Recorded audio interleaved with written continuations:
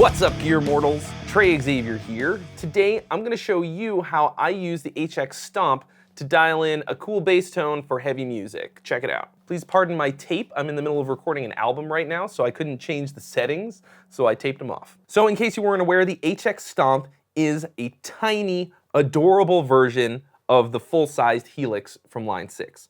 I have been going bananas over this thing because you can get all the exact same sounds as the full-size Helix, but it's just so tiny. You can pop it in the front of your gig bag and that's your whole rig. It's got 3 buttons, which is about as many patches as I can get away with on any given gig. I usually need about a minimum of 3 sounds when I'm playing guitar. For bass, for metal, especially, I think you can get away with pretty much 1 sound and maybe a sort of on-off for the distortion to get a clean tone when you need it. In short, suffice it to say that I freaking love this thing. I'm gonna be using it quite a bit, and I just figured that I would show you guys how I'm using it to process bass tones. I keep it really simple, but I think I still get some pretty kicking sounds out of it, and it's super easy to use. I'm using HX Edit, and it's awesome. So, of course, there are a million different ways to get good bass tones. It depends on the style of music that you play, your own personal taste, genre-specific requirements, things like that. Today, we're gonna do a real simple split and grit, where we split the bass tone into different frequencies. So we sort of isolate the low end and keep it really clean, and then have sort of a gritty top end. That's what I like to do. With the HX Stomp, you can get pretty much any of those tones. The important thing that you consider is that this is basically a DI box, or you can use it as a bass processor going into an amp. Today I'm using my Kiesel JB multi-scale 5-string bass. Here's what it sounds like direct, straight through the HX Stomp with no effects or anything applied right into Pro Tools.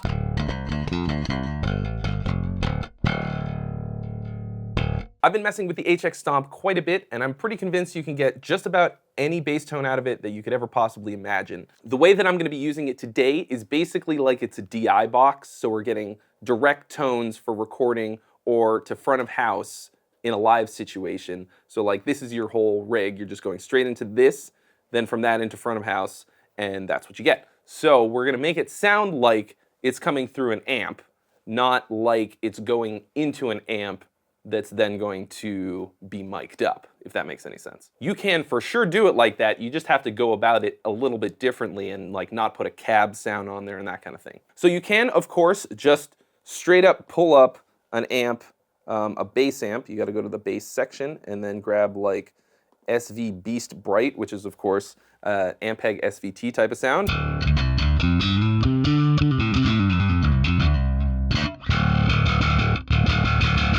And that could be it. You could just be done. I mean, that sounds pretty sick to me, just right off the bat. So that's just the SV Beast Bright with a 8x10 matching cab, and that's it. It's got a little bit of drive on it. It's pretty chunky. I like a cleaner, fatter low end, personally. So we're gonna pretend like that isn't awesome right off the bat, and create something from scratch using parallel processing. And this is sort of to demonstrate what you can do with the HX Stomp, even though it's a little bit more limited than like a Helix, than the full-blown Helix or Helix Native or something like that. There's still a whole lot that you can do with it. And personally, I actually kind of like being a little bit more limited. It makes you be more creative. It really forces you to take a hard look at the important elements and really dial them in exactly how you want it. You know, with the Helix, you can just kind of keep putting stuff on there till the cows come home. It's got a ton of processing. This one still has a lot. The first thing that I want to do is pull up some kind of a distortion sound. To me, that's sort of where it gets the most personal. You can get a variety of different kinds of distortion sounds. You can use fuzz, you can use overdrive, you can use a bit crusher if you want. That's a little extreme. I want to use the Obsidian 7000 in here, which is a clone of the Dark Glass overdrive. Once again.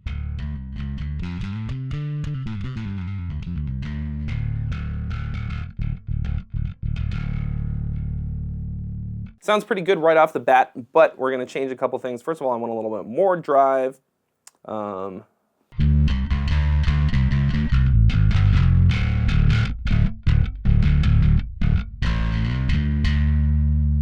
I want to crank up the treble a little bit. Oh, that's too much.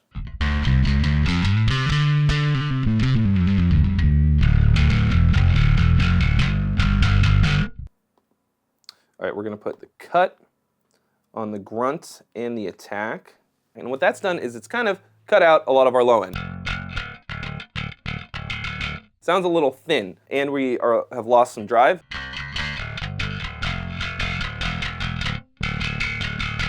So that's nice and clanky. Now that we've got sort of our top end grit dialed in, we're gonna pull up a compressor. And then we're gonna take this compressor and we're just gonna pull it down, and that creates a parallel stream of sound. So right now the tone is being split, but we're getting the same sound twice. What we want to do is have parallel processing with the low end and the high end separated. In the HX Stomp, this is extremely easy to do. You just go to the point where it's split, and then we have three options: split Y, split AB, and split crossover. So a Y split just gives you the exact same sound in parallel form. So we have the same sound going twice. If we do AB, that gives you the option to do one or the other. We don't want that either. We want split crossover. And what that does is it splits it into two different parts of the frequency spectrum, the high end and the low end. So I'm gonna set the split, I like to set it around like 300 or 400. Let's just put it right at 340, why not? And just like that, we've got all our low end back. We still have that top end grit.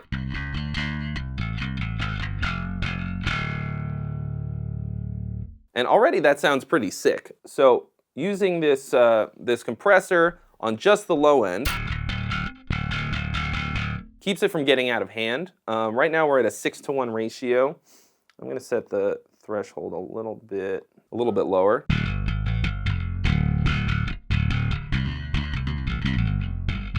So the idea here is to get the feeling of the bass, that low end really hitting you in the chest, but also enough definition so that you can understand and hear the notes as they're going on and hear the articulations and all that kind of stuff. So that's why we have that top end grit on there. A lot of times in a modern heavy music mix, the guitars sound really thin without the bass. And the bass is holding down both the low end and sort of a bit of that grit in the high and mid range. I'm gonna turn up the drive even a little bit more here.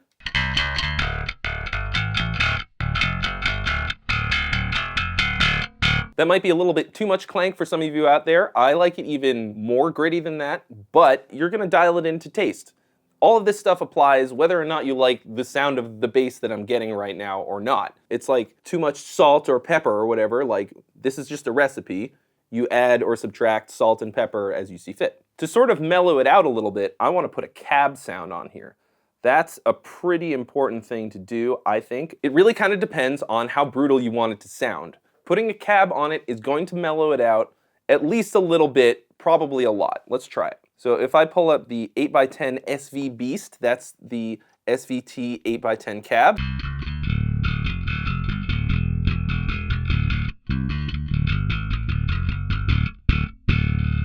That sounds a lot more like you're standing in front of a bass cab, and that's what it sounds like. It's not like a direct sound jacked straight into your earbuds. It has mellowed out that grit quite a bit, actually. Let's try one of these other bass cabs. We've got the 6x10 Cali Power, which is of course a Mesa Boogie 6x10.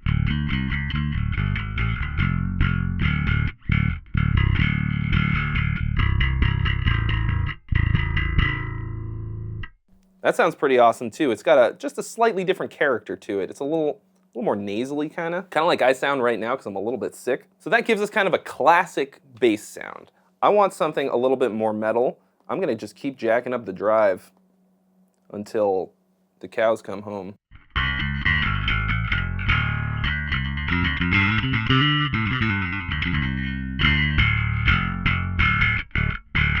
Of course, one super important thing to consider is that the bass, unless you're Victor Wooten playing solo bass, it doesn't really matter what it sounds like by itself. You have to test it out in a mix or live with your band. Either way, playing it with other instruments in the configuration that you have is the only way to know for sure if it's any good. You might be sitting there at home right now watching this on YouTube and going, man, that sounds like shit.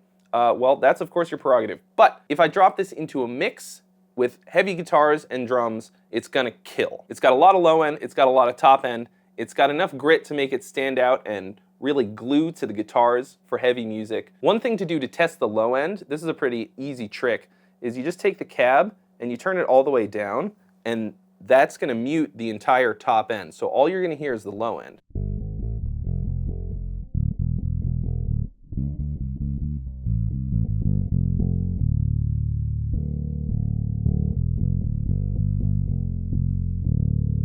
So once we've isolated that low end, we can actually tune in the frequency to be exactly what we want it to be. Check this out.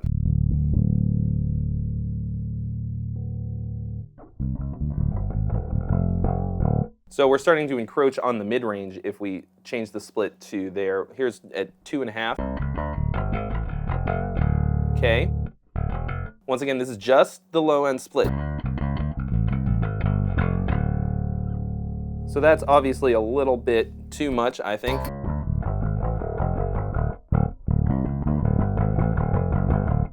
That's 1.3K. Let's just pull it way back down. Let's go a little bit lower than we had it before to 300.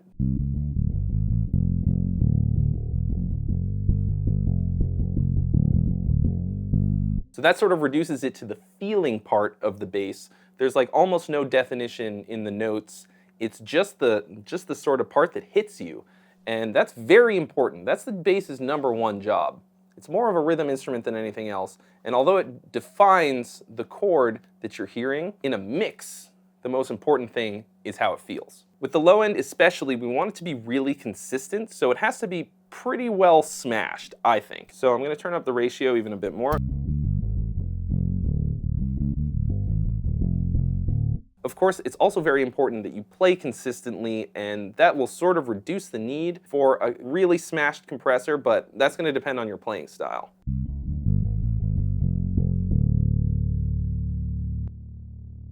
So you can hear what happens if we change the threshold. So what we've done is reduce the threshold a bit so that it's actually engaging sooner, and then we got to turn up the output.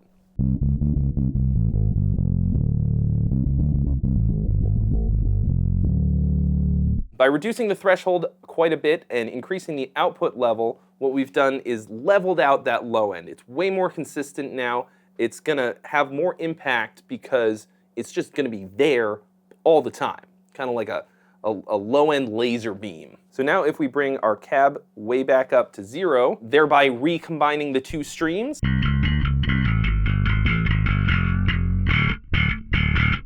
we come up with something very heavy. And that's with just 3 effects on here. What else can we do? Let's say we want something even more brutal. Let's swap out this Obsidian drive for something just absurd. Let's use this arbitrator fuzz.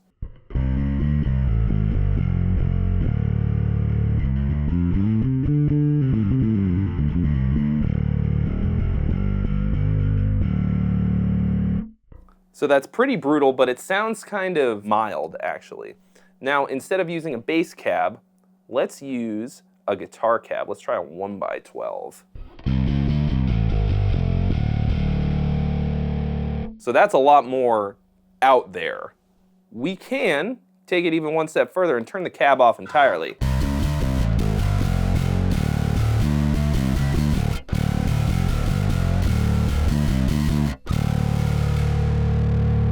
That's pretty vicious. I don't know, that's a bit over the top for me. Let's see what other kind of wild distortions we can put on here. Triangle fuzz.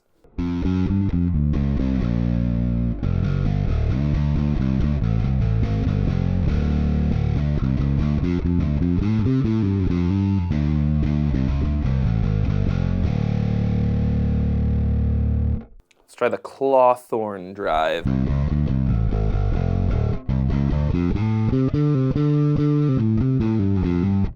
Let's try the rat, the vermin distortion, which is a rat. Oh, baby. That is quite a bit. That's a little obnoxious, actually.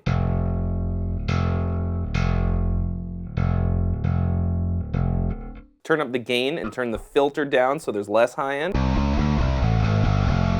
You'll definitely be heard. Personally, I feel like if there's only one guitar player in the band, having more gain on the bass will really fill out the sound, especially in a live situation.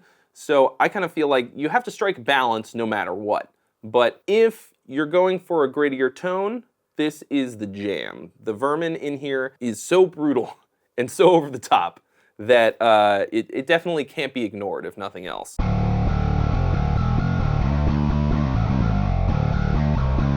Let's take that gain down even a little bit more and filter it a bit more.